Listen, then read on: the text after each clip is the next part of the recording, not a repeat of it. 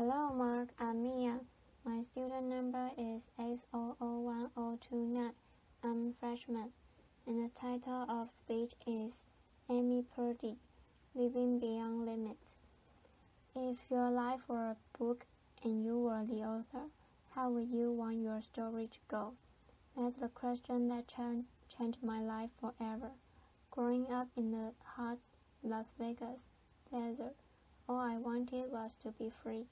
I would daydream about traveling the world, living in a place where it snowed, and I would picture all of the stories that I would go on to tell.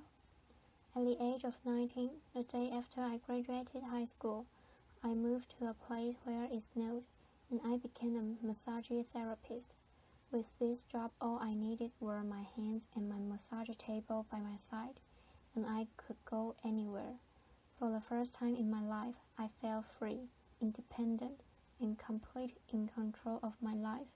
That is, until my life took a detour. I went home from work early one day with what I thought was the flu, and less than 24 hours later, I was in the hospital, on life support with less than a 2% chance of living. It wasn't until days later, as I lay in a coma, that the doctors diagnosed me with bacterial meningitis, a vaccine preventable blood infection. Over the course of 2.5 months, I lost my spleen, my kidneys, and the hearing in my left ear and both my legs below the knee. When my parents wheeled me out of the hospital, I felt like I had been pieced back together like a patchwork doll. I thought the worst was over until weeks later when I saw my new legs for the first time. The calves were bulky blocks of metal with pipes bolted together for the ankles and a yellow rubber foot with a raised rubber line from the toe to the ankle to look like a band. I didn't know what to expect, but I wasn't expecting that. With my mom by my side and tears streaming down our faces, I strapped on these chunky legs and I stood up. They were so painful and so confining that all I could think was, how am I ever going to travel the world in these things? How was I ever going to live the life full of adventure and stories, as I always wanted? And how was I going to snowboard again? That day, I went home. I crawled into bed, and this is what my life looked like for the next few months. Me passed out, escaping from reality, with my legs resting by my side. I was absolutely, physically and emotionally broken. But I knew that in order to move forward, I had to let go of the old Amy and learn to embrace the new Amy. And that is when it dawned on me that I didn't have to be 5'5" anymore. I could be as tall as I wanted. Laughter, applause, or as short as I wanted, depending on who I was dating. Laughter, and if I snowboard again, my feet aren't going to be cold. I'm going to get cold.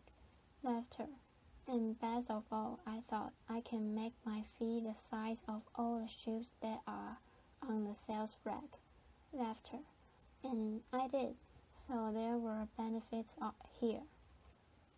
It was this moment that I asked myself that life-defining question. If my life were a book and I were the author, how would I want the story to go? And I began to daydream. I daydreamed like I did as a little girl, and I imagined myself walking gracefully, helping other people through my journey and snowboarding again. And I did. And I didn't just see myself carving down a mountain of powder. I could actually feel it.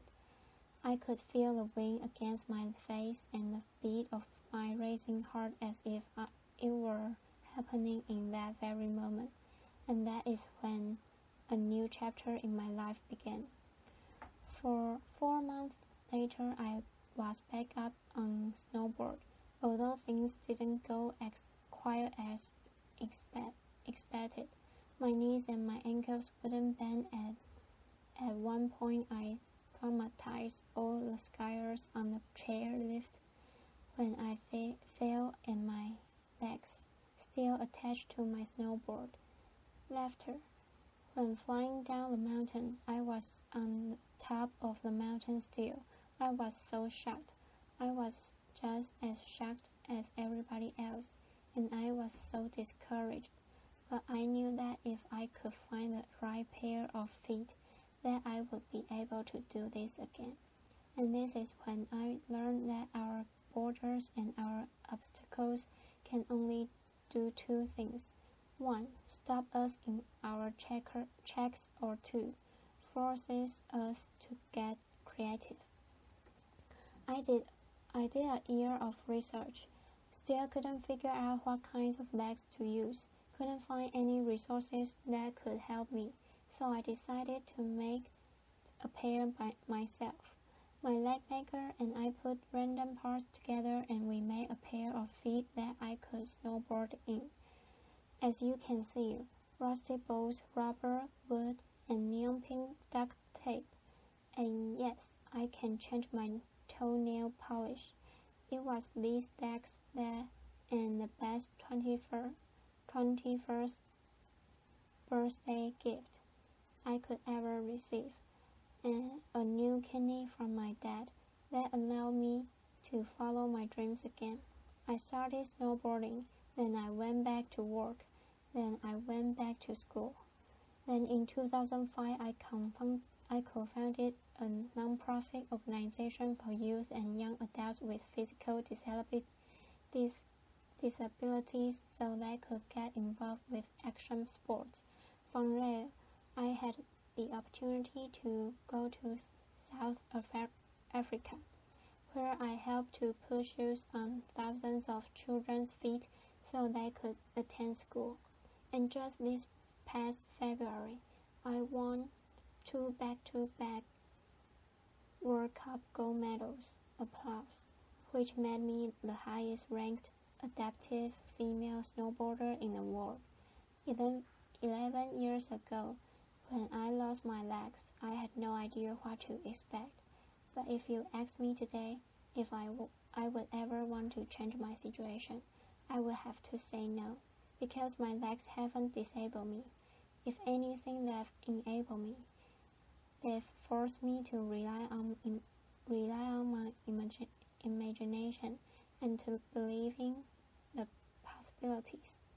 And that's why I believe that our imaginations can be used as tools for breaking through borders, because in our minds we can do anything and we can be anything. It's believing in those dreams and facing our fears head-on that allows us to live our lives beyond our limit. And although today is about innovation without borders, I have to say that in my life, innovation has only been possible because of my borders. I've learned that borders are where the actual ends, but also where the imagination and the story begins. So the thought that I would like to challenge you with today is that maybe instead of looking at our challenges and our limitations as something negative or bad, we can begin to look at them as blessings, magnificent gifts that can be used to ignite our imaginations and help us go further than we ever knew we could go. It's not about breaking down borders, it's about pushing off them and seeing what amazing places they might bring us. Thank you.